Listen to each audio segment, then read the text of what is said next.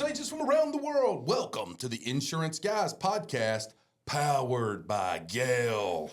My name is Scott Howell, your fearless host and leader, insurance agency owner and insurance evangelist for I Protect Insurance and Financial Services, based out of Huntsville, Alabama.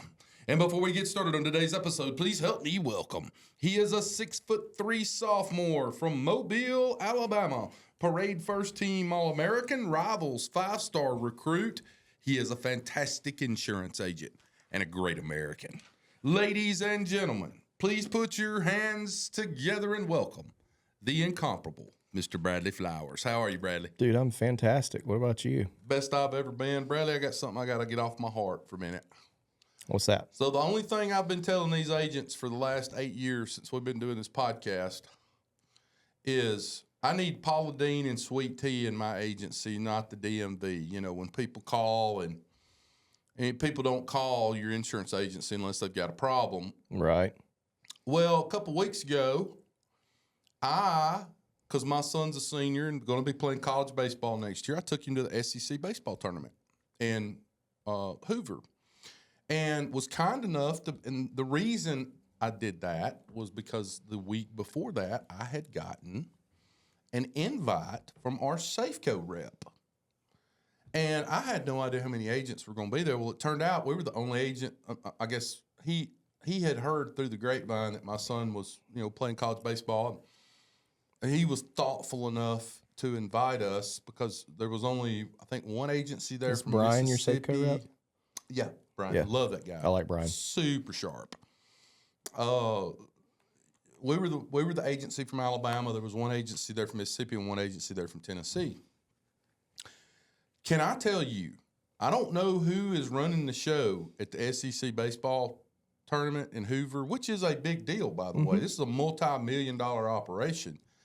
Those people there, I guess they must be volunteers is all I can figure. They can't be getting paid because they were not excited about being at the SEC. And the reason I bring this up is we did a podcast with the guys from Haggerty, I guess a week or two ago, and you were talking about our friend Jesse Cole with the Savannah Bananas and how, he does everything just the opposite of what, like, baseball usually is, and people hate waiting in line. So he has like basically a party in the parking lot before the game. And that got me thinking about just the opposite of what I experienced in Hoover, where you walk up and the guy's like, "Ticket, please." Yeah. And I'm like, this is your first interaction, right?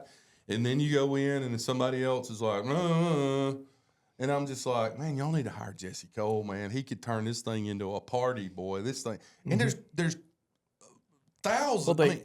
Thousands and thousands of people there. It's not like it's some little rinky-dink. We were talking about this on the air. I call it the Callahan's problem. Callahan's restaurant here in Mobile that's very popular, and the customer service is usually pretty bad because they know people are going to come there regardless. Right. And it's kind of the same thing. It's like somewhere along the way they lost their spark, and it's like, oh, we know we're going to get 4,000 people here, and it's going to be the most popular no matter what we do. Yeah, that's a bad place to be. It really is. It's a entitlement / contentness that I think a lot of us and people listening to the podcast are guilty of sometimes. 100%. 100%. I am too. I mean, I'm the guy. I'm the goalie.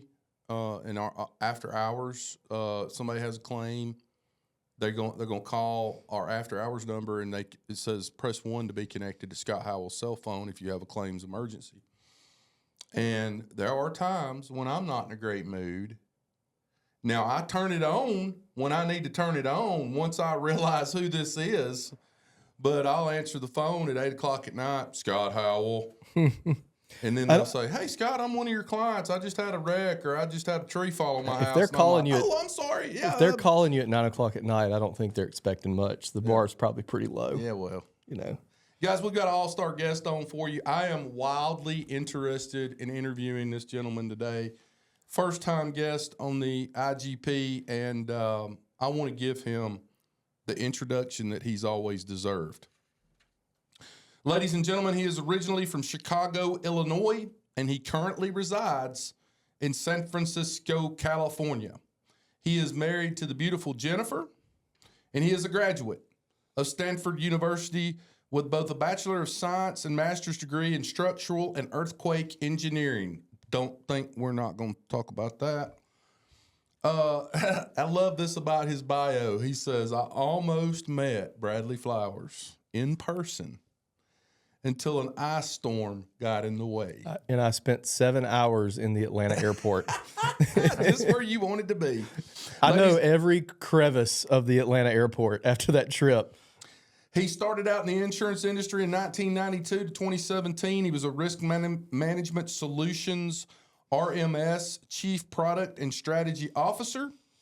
In 2017 to 2019, Financial Technology Partner and Managing Director. And today, from 2019 until today, he is the Chief Technology and Innovation Officer for Sagesure.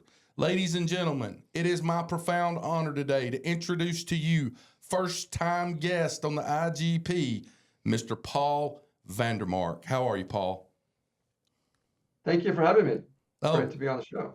Thank you for being here today. I have so many questions, thoughts, and things that I want to discuss with you today. But before we get started, I've got to ask you a question. Now, I heard a structural engineer talk at a conference that I went to years ago that was in Birmingham, Alabama. And I'm bringing this up because we're entering what could be a very active hurricane season here on the Gulf Coast. And I know you have an educational background in structural engineering. This gentleman had written a small book that I don't think was widely read, but he said something that really caught my ear, and I've never had a chance to discuss it with another engineer, but he said that he had been studying structural damage from hurricanes on the Gulf Coast for years, like 20 or 25 years. And he had figured out some formula that if you owned a structure, even a condominium complex that might be 8, 10 stories high, if you were back off of the water, off of the, where the Gulf of Mexico starts, if you walk that back 500 yards from the water, your chances of having catastrophic damage from a major hurricane went down from dropped like 150% or something like that. That it's the structures that are right there on the water. Obviously, the closer you get to where the tide comes in, the more damage. Your thoughts on that? I mean, that seems like that makes sense. I don't know. I don't know what I think about that. I remember him saying this is something that insurance carriers need to really study more to determine, pricing and evaluating risk and things like that. It really caught my ear, and I just wanted to ask you about that, being from that world. Simple answer is he's right. So, well, there you go. Without getting too technical or too deep, there's two things that matter a lot in what you're asking about. We talk a lot about what's called distance to coast when we talk about hurricane risk, and that's exactly what he's referring to. Right. So the number one factor is if you're right on the beach, if you got a building right there, first row, you're exposed to storm surge. Right. Which can be, as you are well aware, catastrophic to any structure right on the waterfront. So that's your first order problem, is if you're right on the beach, you're exposed to storm surge and a hurricane.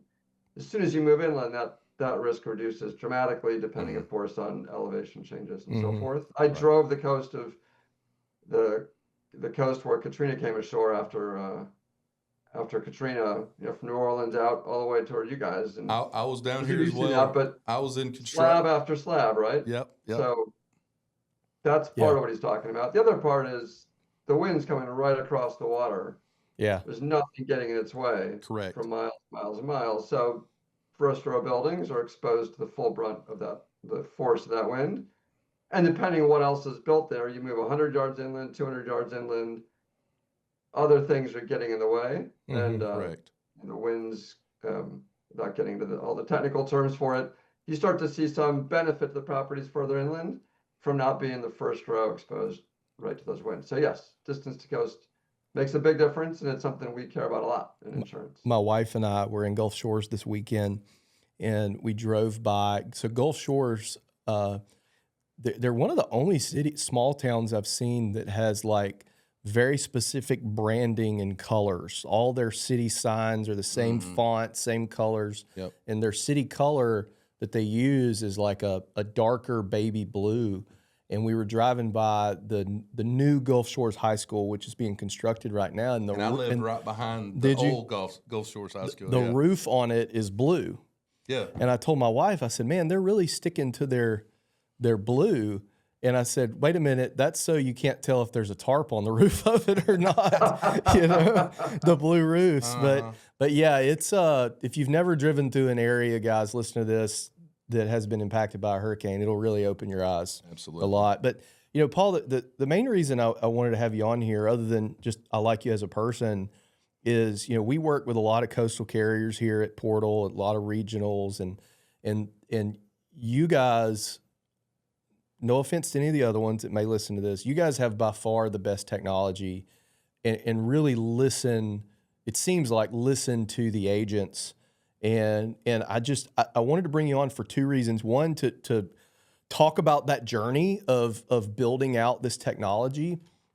And then two, you know, promoting to the agents that may live in a state where you guys write. And three, hopefully impart some of the wisdom around creating good technology as a carrier to some of the other carriers that maybe listen to this, because I feel like there's a lot of carriers that the tech is an afterthought. You know what I mean? And really, like, the fact of the matter is, I tell every carrier that we talk with at Portal, like, the way that, yeah, insurance to some degree is commoditized. I mean, there's, you know, differences between each carrier, and obviously the number one choice for a carrier, assigning a carrier to a risk in our agency, is what's best for the customer. But outside of that, in a very, very, very, very, very close second, is what carrier makes it easier on us to do business with. Because if you make it easier on us, we can make it easier on our customers. And technology, to me, is the biggest component of that. So talk a little bit about how you got to Sagesure and this sort of tech journey that you guys have been on as the CTO of Sagesure. Sure, great topic. And I think to your point right there, your starting point obviously is to be what's a great product for the customer. And that's the coverage, it's the policy in the world we live in, which is mostly homeowners and a little bit of small commercial. There aren't huge differences in the product. We do a lot to try to innovate the product. We offer optional flood coverages and other things to help you give the customer more options to customize their coverage and cover what's important to them. But at the end of the day, arguably what matters most is what's going to happen if they have a claim. And we're really proud of everything we do on the claim side. We can come back and talk about that if you want. That's the promise of the product, obviously. We could also talk a bit about mitigation and where we think this industry is going on helping people avoid losses in the first place. But yes, once you know you've got a great product, then who makes it easy to do business? And we pride ourselves on and work hard at being a great partner to our producers in that regard. And tech is a big part of that. And it goes back to the early days of the company. We were actually founded originally as a software and analytics business. Okay. And then built the MGA around leveraging that technology to go write business ourselves. And since day one, we've had a view that part of winning and building a differentiated business in our space was going to require building proprietary technology. So that's been in our DNA since day one. I like to describe how we approach our market in a lot of ways, is we have a lot of contrarian views on things. One of those is we believe in the value of building proprietary technology. A lot of other people in this space go buy off-the-shelf software from a Guidewire or Duck Creek, and then you're constrained to what they tell you they're going to build and what the functionality is that's in that product. We're a property cat specialist. We work in 16 states or sell business, sell insurance in 16 states. They're all challenged markets that are highly cat exposed. They're dynamic markets. And to us, we didn't think we could build a successful business and be great underwriters if we didn't control our technology. Yeah. We had a carrier in our office last week, Paul, that someone I'm very fond of, but we had a few, I'm not going to call them complaints, but a few suggestions about changes that bordered on complaints, right? And it's not to be a negative Nancy. Like, I think, our agency is viewed as a squeaky wheel amongst our carriers, but it's for the benefit of the carrier. And, we sat, I think this was like the number 2 guy at this carrier. We sat around my conference table, and every issue we brought up, it was, well, that's Duck Creek. Well, that's Duck Creek. That's Duck Creek. And I could tell, like they knew these things needed to be changed, but they're sort of beholden to that. You know what I mean? Whereas, building your own proprietary tech, albeit I'm sure very expensive to build and maintain, really allows you to be a little bit nimble and sort of own what you're doing versus using somebody else's proprietary tech. And it makes you more limber. Hey, maybe down the road there's another carrier that wants to use your tech. You know what I mean? Or at the same time, it differentiates you. It's hugely important to our business. I can't overstate it. We have now well more than 100 people working here, developing proprietary software. Wow. And what I always tell folks, I hate when they get referred to as the IT team. Yeah, I say traditional insurance carriers, they have an IT organization. Their job is to go source and implement somebody else's software. We have a professional software engineering organization. I live in San Francisco. If I drive, I can drive for an hour and a half and stop anywhere and walk into a Silicon Valley tech company along the way, and you're going to find people who look like the people working for us. They're best in the world, super talented, building software. And we care enormously what our producers need for us to be good partners and to help them run their business better. Right before this call, literally, I had Slack messages popping up from a couple of colleagues who are in a meeting right now with some producers getting feedback on a very particular topic that we're working on, where we know we need to get better. And it's constant. We have whole teams of people constantly shipping new features and new capability with that in mind. So back to the founding of the company, we said, we're not going to get stuck in a place where we don't control our own destiny. And one thing we track, you measure what matters. And one thing we actually track on a weekly basis through regular polling of our producers is where we stand in terms of our technology and what we call the buying experience. And we consistently get told by more than half our producers that we have the single best buying experience of anybody they work with. Yeah. So let me ask you too a question. As an agent who doesn't have a contract with Sagesure, okay? I'm speaking on behalf of the other 250,000 insurance agents out there listening right now. And I know that you guys primarily are, property and challenged, catastrophic, exposed U.S. markets. I get that. Would stand to reason why Bradley writes it down here in a coastal market. But what exactly differentiates Sagesure's technology? Because, we have a lot of the what I call insure tech policy carriers in our agency, but what kind of separates them from the pack? And I'm just asking on behalf of all the agents listening to this. I'll tell you what it is for me, this multi-part answer, and feel free to jump in here, Paul. For me, I always view so many of these insurtech carriers, it's a minimal amount of data to get a quote, and then everything else happens on the back end, right? With Sagesure, and I've been appointed with Sagesure even back to my captive days, so I've been appointed with Sagesure probably 10 years. I always refer, I don't know if this is the right terminology, but I always referred to it as sort of a front-end quoting system. In other words, all the data that goes in, like you put in essentially all the application data on the front end.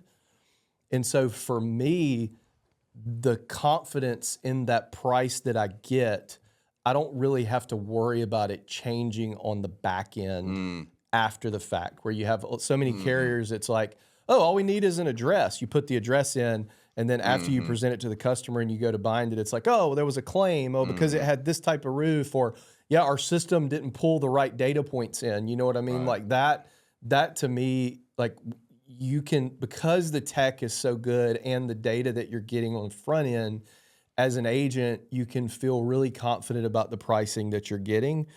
I also like that if it's something that they don't want, it tells us that essentially on the front end, right? So we're not wasting our time quoting. And then another sort of attaboy is, Scott and I did a podcast a year or so ago, maybe a little bit less than a year ago. So one of our